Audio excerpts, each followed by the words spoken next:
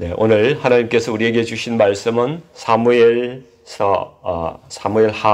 19장 9절에서 15절 말씀입니다. 사무엘하 19장 9절 15절 말씀은 제가 가진 성경은 구약에 495면점에 있습니다. 네, 성경을 찾으신 줄 알고 같이 합독하겠습니다. 이스라엘 모든 지파 백성들이 변론하여 이르되 왕이 우리를 원수의 손에서 구원하여 내셨고 또 우리를 블레셋 사람들의 손에서 구원하셨으나 이제 압살롬을 피하여 그 땅에서 나가셨고 우리가 기름을 부어 우리를 다스리게 한 압살롬은 싸움에서 죽었거늘 이제 너희가 어찌하여 왕을 도로 모셔올 일에 잠잠하고 있느냐 하니라. 다윗 왕이 사독과 아비아달 두 제사장에게 소식을 전하여 이르되 너희는 유다 장로들에게 말하여 이르기를 왕의 말씀이 온 이스라엘이 왕을 왕궁으로 도로 모셔오자 하는 말이 왕께 들렸거늘 너희는 어찌하여 왕을 궁으로 모시는 일에 나중이 되느냐. 너희는 내 형제요 내 골육이거늘 너희는 어찌하여 왕을 도로 모셔오는 일에 나중이 되리요 하셨다 하고 너희는 또 아마사에게 이르기를 너는 내 골육이 아니냐. 내가 요압을 이어서 항상 내 앞에서 지휘관이 되지 아니하면 하나님이 내게 벌 위에 벌을 내리기를 바라노라 하셨다 하라 하여 모든 유다 사람들의 마음을 하나같이 기울게 하매 그들이 왕께 전가를 보내어 이르되 당신께서는 모든 부하들과 더불어 돌아오소서 한지라. 왕이 돌아와 요단에 이름에 유다 족속이 왕을 맞아 요단을 건너가게 하려고 길갈로 오니라. 아멘. 네, 오늘 이 말씀으로 배반한 자에게도 손을 내미시는 하나님의 긍휼이라는 제목으로 말씀을 나누기를 원합니다. 오늘 본문 9절과 10절 말씀을 보면은요, 압살롬이 죽었어요. 압살롬이 죽자 이스라엘 모든 지파의 백성들이 각기 살기 위해서 자기 장막으로 도망을 갔습니다. 다윗이 이제 자기에게 반란을 일으킨 적대한 사람들을 찾아서 다 죽일 거다. 이렇게 이제 생각을 하고 전부 다 이제 겁이 나서 숨은 거죠. 근데 다윗이 시간이 지나도 그렇게 하질 않는 거예요. 그래서 이 사람들이 다윗 왕이 우리를 죽이려고 하는 것이 아니구나. 이런 생각을 이제 한 사람씩 이렇게 가지게 되는 거죠. 그리고 이 사람들이 과거에 다윗이 했던 일들을 생각을 이제 해보는 거예요. 이 다윗이 암몬 족속 그 이방인에게서 우리를 구원했던 왕이 아니냐. 블레셋 사람으로부터도 우리를 구원해서 우리를 평안하게 살게 했던 그 왕이 아니냐. 내부의 적이나 외부의 적들로부터 자신들을 건져준 왕이 바로 다윗이었다. 참 좋은 왕이었네. 그분이 역시 구관이 명관이야. 이런 생각을 이제 하게 된 거예요. 그래서 다윗을 다시 왕으로 모셔와야 되겠다. 이스라엘 11지파가 그렇게 생각을 하고 있었다는 거예요. 근데 11절, 12절의 이 말씀을 보니까 정작 다윗의 출신 지파가 유다 지파이지 않습니까? 근데 유다 지파에서는 웬일인지 잠잠한 거예요. 아무런 움직임을 보이지 않고 있습니다. 다윗의 그 형제가 되는 이 유다 지파가 근데 반란의 중심에 섰거든요. 그 면목이 없었던 건지 그래서 눈치만 보고 선뜻 나서지를 않습니다. 저는 이런 유다 지파의 마음을 조금은 알 것 같기는 해요. 마치 예수님을 부인한 그 베드로의 마음과 같지 않았을까 이런 생각이 듭니다. 베드로는 자기가 사랑했던 분을 사랑하는 분을 배신했다는 그런 죄책감, 자기 자신에 대한 실망감이 아주 컸던 거죠. 그래서 베드로가 갈릴리로 가서 이제 그물 막 던지고 있잖아요. 그물을 던져보지만은 고기가 잡히지 않습니다. 마음이 일에 집중할 수가 없으니까 고기인들 제대로 잡히겠습니까? 베드로가 사실 고기를 잡으러 간 게 아닌 것 같아요. 제 생각에는 그래요.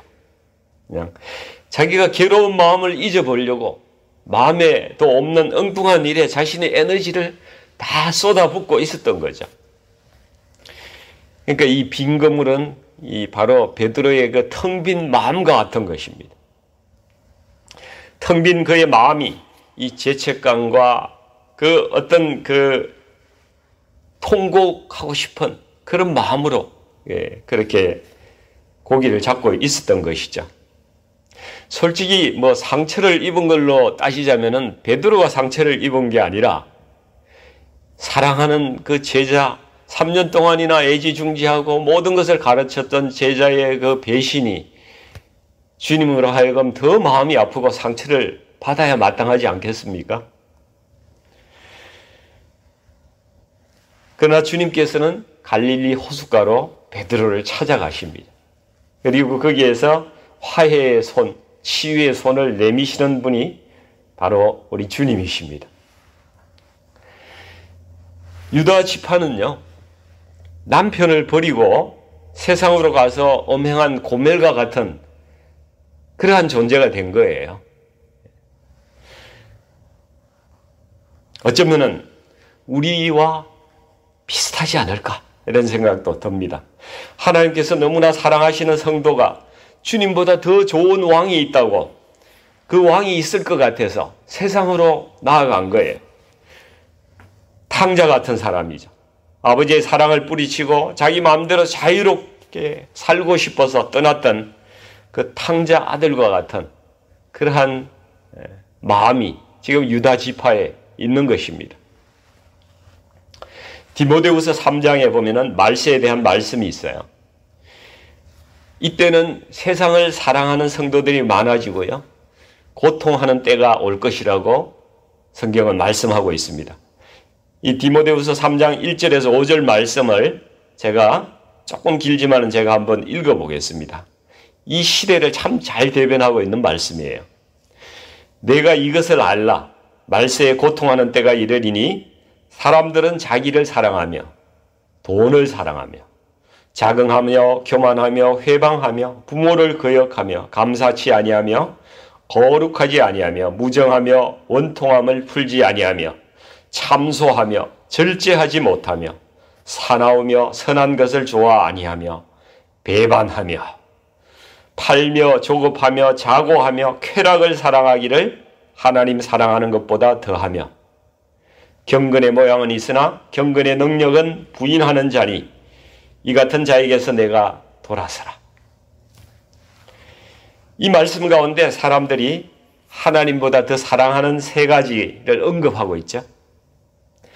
자기를 사랑하고, 그리고 돈을 사랑하고, 쾌락을 사랑한다고 하나님보다 더 사랑하는 세 가지를 분명하게 이야기하고 있습니다. 이 자기 자신이나 돈이나 쾌락은 이 세상에서 나를 즐겁게 하는 모든 것들이죠. 우리의 취미생활도 될 수가 있고요. 이 세 가지가 말세의 시대에 사람들에게 있어서 왕의 자리를 차지하고 있다는 거예요. 이 세 가지를 사랑하기도 바쁜데 눈에 보이지도 않는 예수님을 어떻게 사랑할 마음이 있겠습니까? 사랑할 여유가 없는 거예요. 교회에 출석하는 우리 성도님들도 이 말씀에서 자유로울까요? 그렇지 않을 것 같아요. 내가 가장 사랑하는 것이 바로 나를 통치하고 다스리는 나의 왕이라는 사실이죠. 베드로는 자신이 가장 예수님을 사랑하는 사람인 줄 알았어요. 근데 예수님보다 사실은 자기 자신을 더 사랑하고 있었다는 것을 환난이 닥치고 어려움이 닥칠 때에 알게 된 것이죠. 가룟 유다도 돈을 더 사랑해서 예수님을 배반하고 주님을 떠났던 거 아니겠습니까? 우리 성도님들께는 정말 예수님이 정말 나의 왕이신지 한번 자신에게 물어볼 필요가 있는 것이죠. 본문 11절을 한번 같이 보십시다.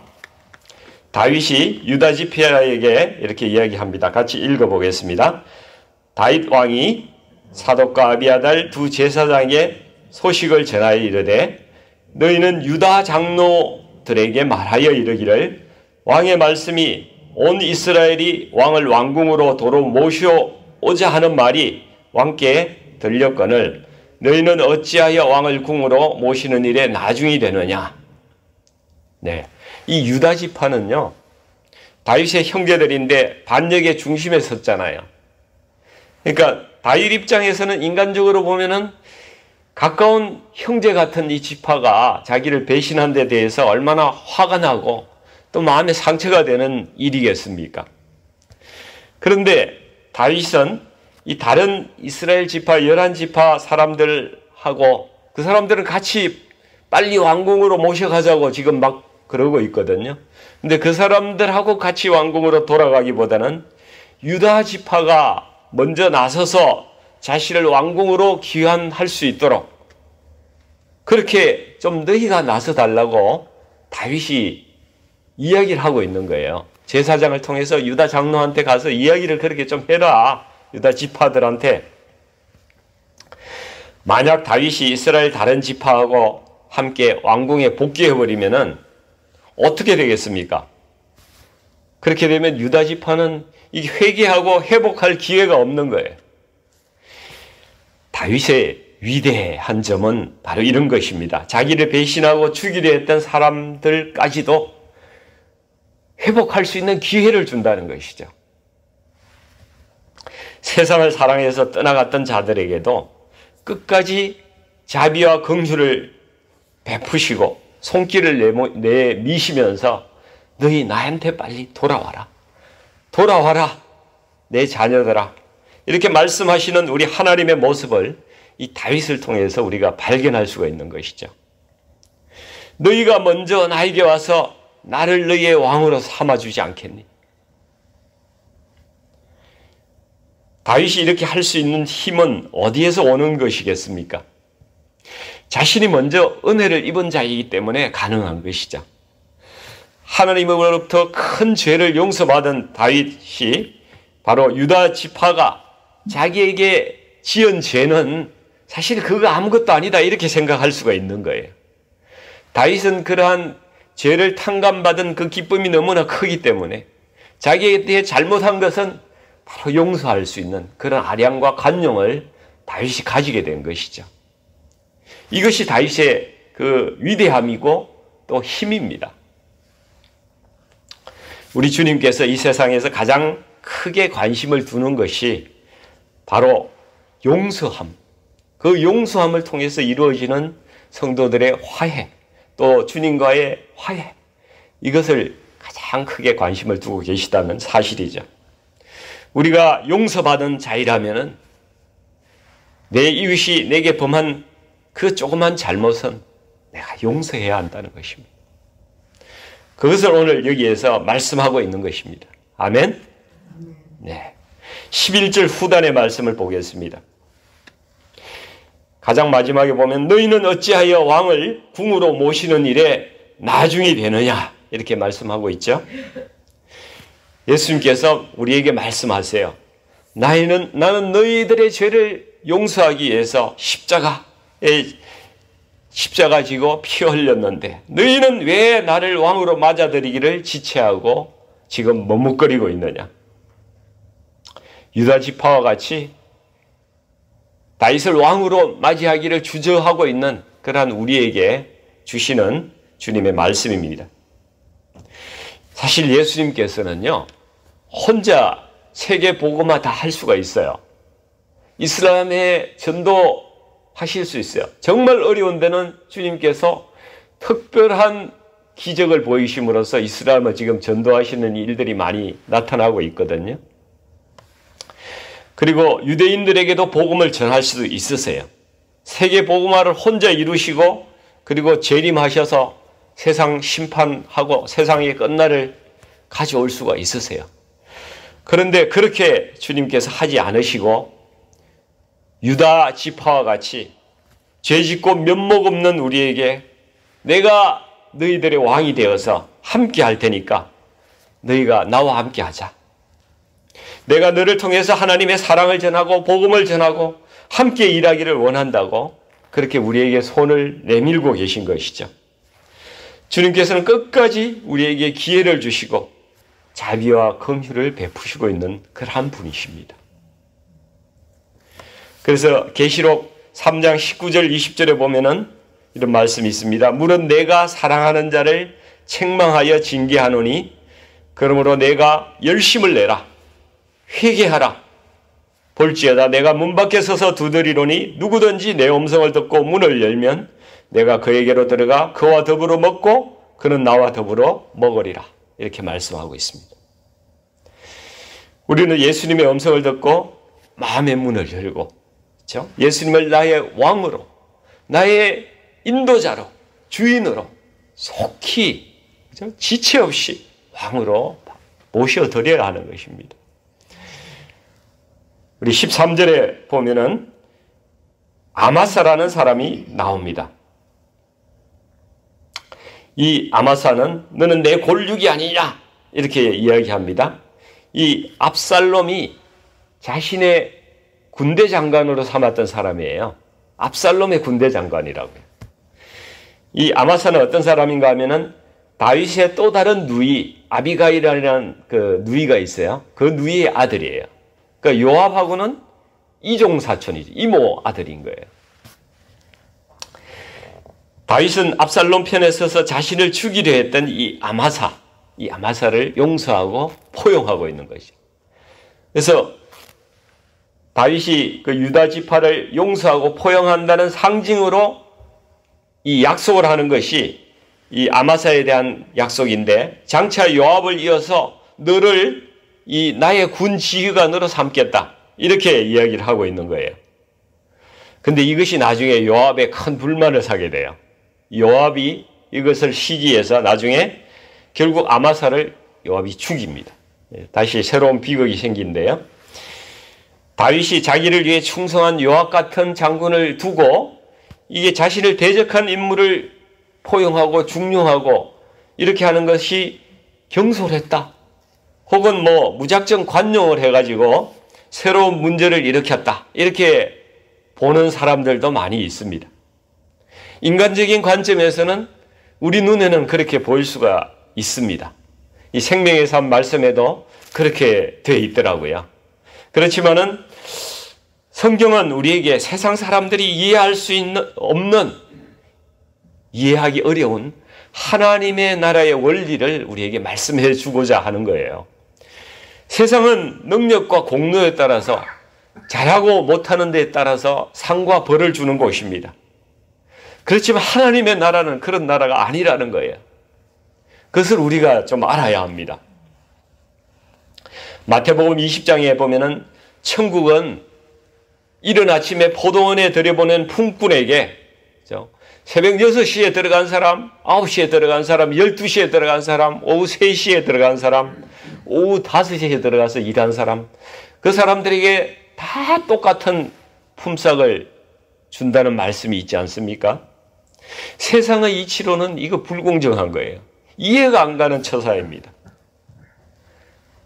사람들의 눈에는 항상 기도 잘하고 금식하고 11조 잘하고 안식을 지키고 이렇게 살아가는 바리새인들이 얼마나 거룩하게 보이는데 왜 예수님께서는 죄인과 창녀와 세리같이 사람들에게 손가락질 받는 그 일을 하는 그런 사람이지만은 자기 가슴을 치면서 통회하고 자복하는 이 사람들이 천국에 더 가깝다고 그렇게 말씀하시겠어요?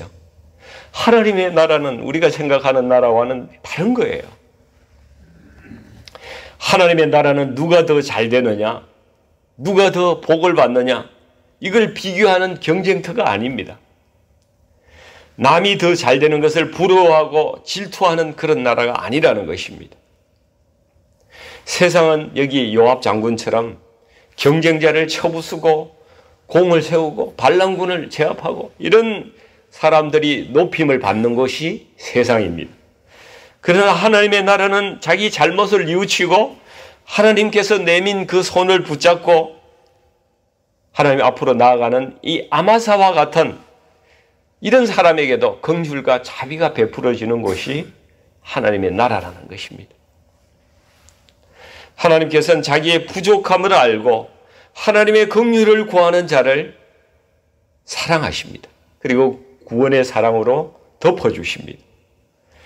자기가 의롭다고 생각하고 자기를 주장하고 다른 사람을 항상 비난하고 정죄하고 그러한 일을 하는 그 사람들은 교만하다고 말씀하고 있는 거예요.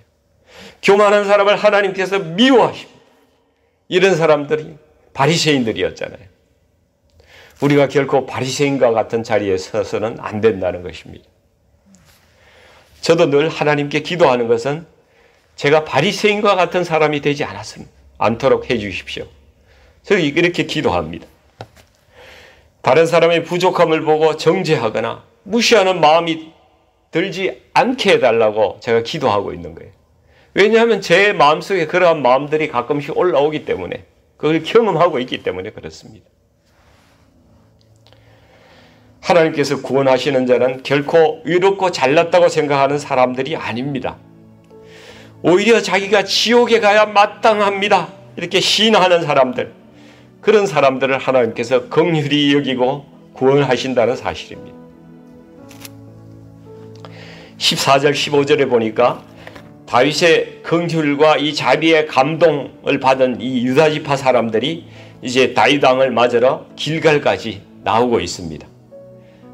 우리는 늘 주님을 배신하지만은 언제나 하나님께서 먼저 우리에게 손 내미시고 내 안에 오셔서 왕으로 자정되기를 원하신다는 것이죠. 우리는 참 면목 없지만은 이 주님께서 내미신 손을 붙들어야 하는 것이죠. 그리고 예수님을 내 안에 왕으로 모셔야 한다는 것입니다. 우리 중에 누가 하나님 앞에서 의인이라고 말할 수가 있겠습니까? 의인은 아무도 없습니다. 만약에 자기 공로로 구원받고자 하는 사람이 있다면 그 사람 믿음으로 구원받는 것이 아니라 행위로 구원을 받고자 하는 사람이에요. 이 세상에 행위로 구원을 받을 수 있는 사람이 어디에 있습니까? 우리는 범죄한 유다지파와 똑같은 사람들입니다. 우리는 문둥병자이기도 하고요, 소경이고 절뚝발이고 세리와 창기입니다. 간음하다 붙잡힌 여인과 같은 사람들입니다. 우리는 심령이 가난한 사람이 되어야 돼요. 우리의 심령은 가난해져야 합니다. 자기의 부족함과 연약함을 인정하고 구제불능이라고, 나는 구제불능입니다, 이렇게 솔직히 시인해야 합니다. 주님께서 이러한 자들에게만 소자야 내 죄사함을 받았느니라 이렇게 말씀하십니다. 하나님의 구원을 원하신다면 내가 결코 다른 사람보다 더 낫다고 생각하지 마시기 바랍니다. 내가 더 하나님 앞에서 거룩하다고 자신하지 마시기 바랍니다. 하나님의 구원은 우리의 행위로 말미암은 것이 아닙니다. 범죄하고 타락한 아담의 후손들은 근본적으로 죄덩어리예요. 죄로 다 그냥 본질이 그렇게 태어났습니다. 죄를 짓지 않고 거룩하게 살 수 있는 자는 아무도 없습니다. 하나님의 자비와 긍휼은 우리의 행위가 아니라 믿음으로 구원받게 하였다는 그 사실, 얼마나 큰 은혜입니까? 행위로 구원받는다면 아무도 구원받지 못합니다.